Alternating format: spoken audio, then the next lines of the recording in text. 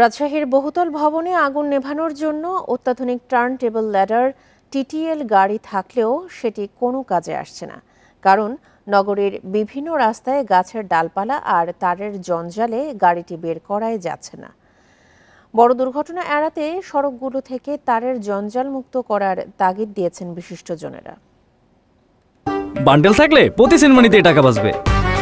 বিকাশ send money bundle কিনে জিতুন প্রতি লেনদেনে।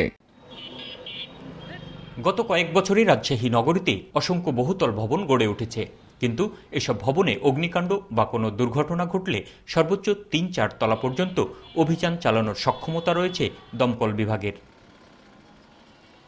প্রায় ২ বছর আগে ২৪ তলা ভবনে অভিযান চালাতে সক্ষম একটি অত্যাধুনিক টিটিএল গাড়ি যুক্ত হয় ফায়ার সার্ভিসে, কিন্তু সেটি কোনো কাজেই আসছে না। বেশিরভাগ রাস্তায় ঝুলতে থাকা তারের জঞ্জাল আর ডালপালার কারণে গাড়িটি বের করার উপায় নেই বলছে ফায়ার সার্ভিস। এই এলাকাতেই গাড়ি ঢুকতে যে দেখি যে আমার প্রচুর ডিশের তার, বৈদ্যুতিক তার, অনেকগুলো গাছ আমাদের বাধাগ্রস্ত হচ্ছে। আমরা যে মানুষের জীবন বাঁচাবো তখন আমরা কি করব, আমরা নিজেরই জীবন হয়তো রক্ষা করতে পারবো না। তার ও ডালপালা সরানোর জন্য আবেদন দেওয়া হয়েছে অন্তত ১.৫ বছর আগে, কিন্তু এখন পর্যন্ত কার্যকর কিছুই হয়নি।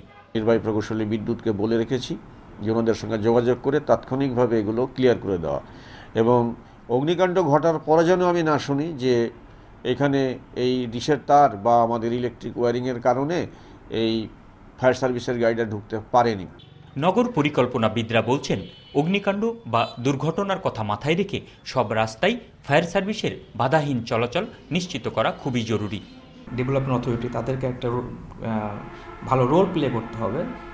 ইন ফিউচারে যে সিটি যে এক্সপ্যান্ড করছে সেক্ষেত্রে রাস্তার বা ফায়ার সার্ভিসের যে রিকোয়ারমেন্ট দরকার তারা ঠিকমতো ওটা অ্যাড্রেস করছে কিনা।